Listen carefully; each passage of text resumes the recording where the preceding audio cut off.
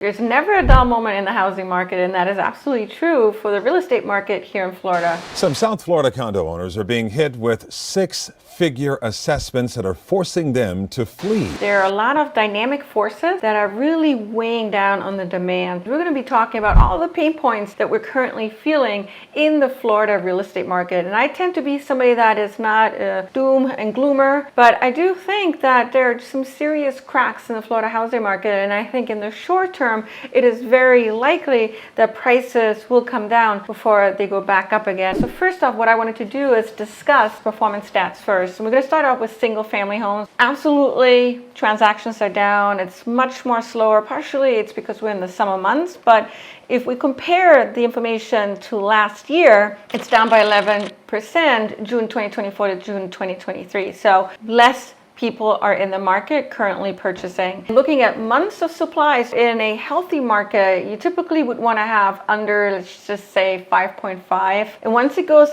above 5.5 or 6 months of supply, it then starts to tilt into being a buyer's market. And that's when typically the prices will come down. Well, for single family homes, we're at 4.6 months of supply, which is a 64% increase from same time last year. A lot more supply on the market. There's plenty to choose from, and that's one of the reasons why homes are also sitting on the market longer. So buyers are no longer feeling FOMO. They're taking their time and they're purchasing typically those homes that are going to be in the best condition, that show better. Looking at the median prices for single family homes, it's at $427,000, which is a 1.7% increase versus same time last year. Given the current dynamic forces that are weighing down demand, it is likely that the median prices for single family homes are going to trend downwards in Q3 and Q4, especially when compared to same time last year. I do believe it is going to be short term,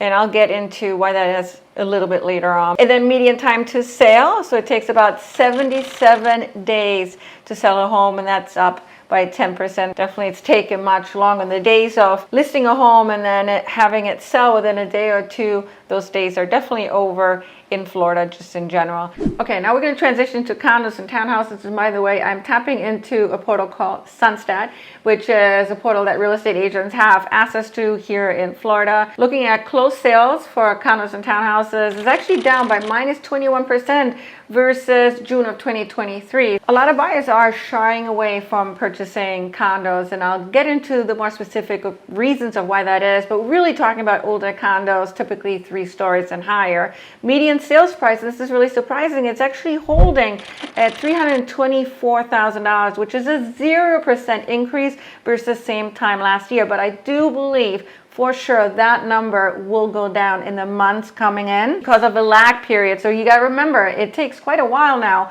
for homes that are listed to then sell. Months of supply is at 7.4. And remember, if a healthy market is 5.5 months of supply, maybe 6, and we're now at 7.4 months of supply, it's just a matter of time when prices will come down. They must come down. There's a lot of regionality, especially as how the real estate market is doing right now in Florida. It's almost like the tale of so many different stories and so many different circumstances in Florida right now. And so you're going to want to get local information no matter where you purchase in Florida, because it could look very differently in one location versus another. And I'll just give you a short example. We look at the Miami, Fort Lauderdale, Palm Beach area, single family homes. The prices are actually up by 8.4% versus same time last year. I mean, that's quite a big jump. Right now, Miami's doing pretty well, for the exception of the condo market. Now, looking at Northport, Sarasota, Bradenton geographical area, single family homes as a point of comparison, it's actually down by minus 3.7% versus the same time last year. Now, the median price is really being dragged down by the Northport area, which is influencing the Sarasota County stats altogether. But we're starting to see price declines in Sarasota as well. More so in those homes that are priced between, say, $300,000 to $1 million.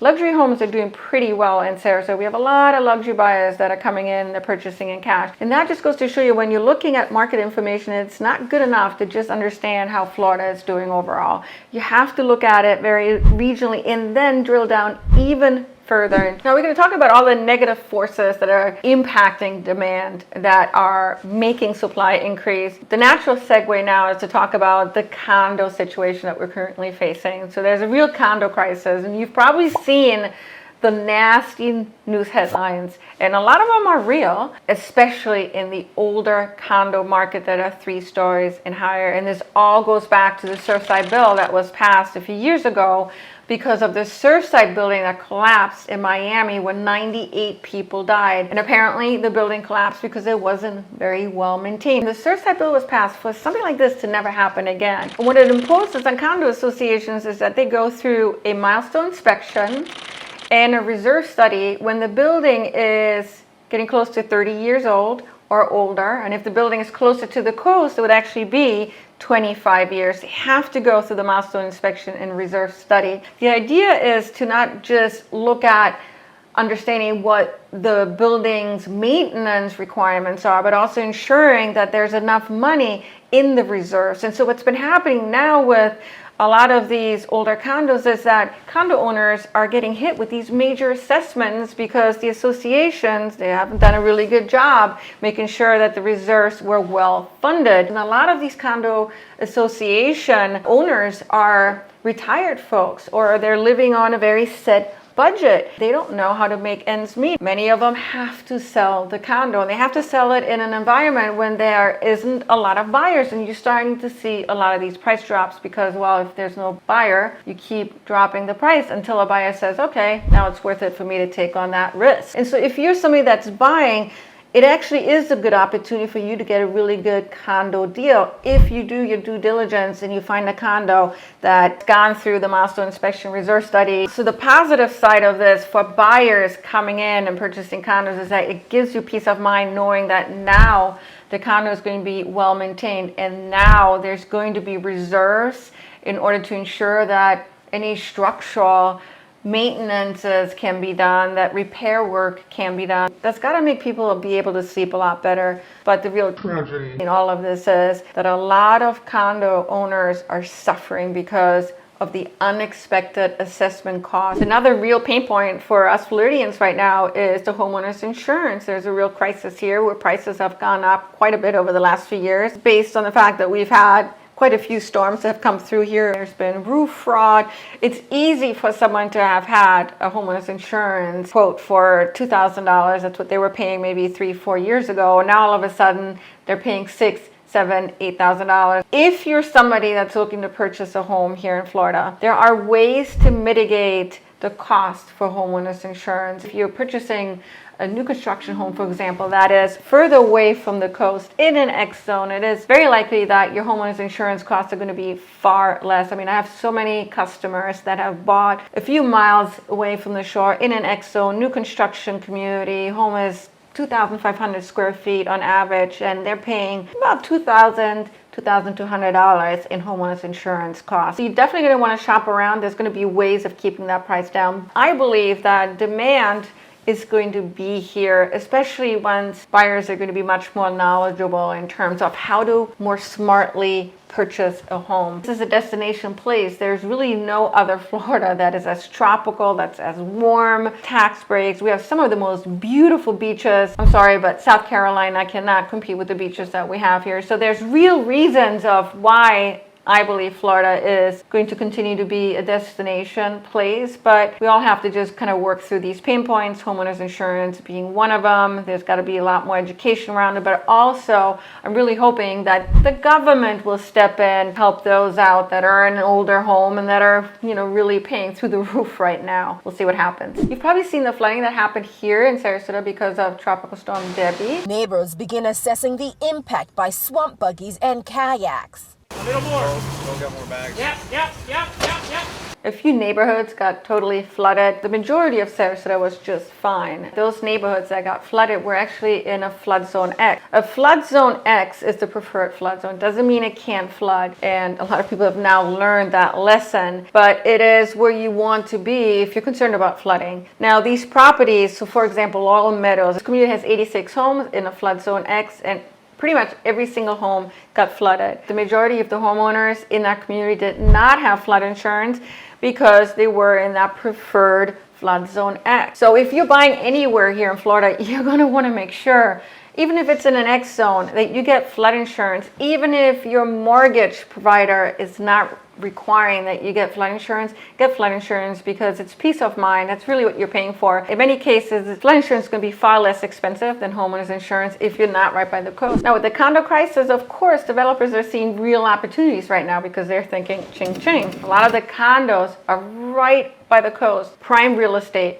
amazing views. Developers are coming in and they're purchasing out condo owners. Condo owners are seeing this as an opportunity, especially those that don't know how they're going to make ends meet. They're seeing it as an opportunity to just cash out and basically be done with the whole situation. But here is something that just recently happened, and it's with the Biscayne 21 condominium, which was built in 1964. It has 192 units. It's 13 stories high. A developer company came in called Two Roads Development. They basically purchased everybody out for the exception of 10 condo owners who said, no, we don't want to terminate this building. We like it here. This went to the Florida Appeals Court, who basically ruled that the developer is violating the rights of the unit owners because the association condominium documents, the original ones, said that 100%, so pretty much every condo owner would have to vote yes for the termination of the building. And so this is going to make it much harder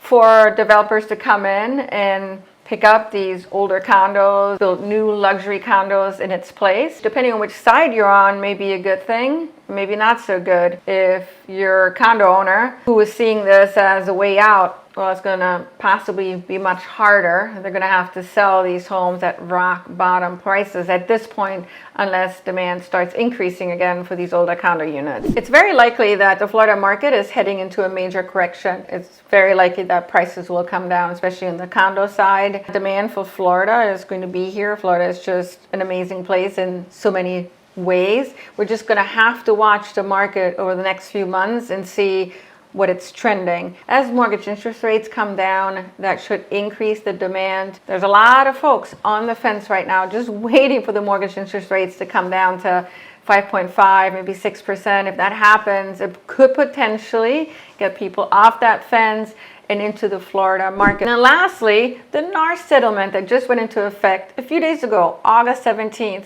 which is impacting especially how buyers are now shopping for a home. It's very likely that buyers are going to wait a while to see how this is all going to work. Also really likely that now all of a sudden sellers who were waiting up until this period are now coming into the market to sell because they're thinking, okay, well, I don't have to pay a buyer's agent commission anymore. It's likely that supply will go up beyond what typically would have been normal, and demand may come down in this short period of time. And so what I'm trying to say is this is a really volatile time right now. We have to wait for the next few months to see how it all plays down. And that's going to give us a much better picture for what's to come, possibly in 2025. But remember, nobody has a crystal ball. Thank you so much for watching today and tuning in. You can do me a favor and like this video. Will help out the performance of this video. Also, if you're interested in realistic real estate information, not just for Florida, but for all of the US, then maybe think about subscribing to this channel. I wish you guys all the best of success in the real estate world and of course beyond.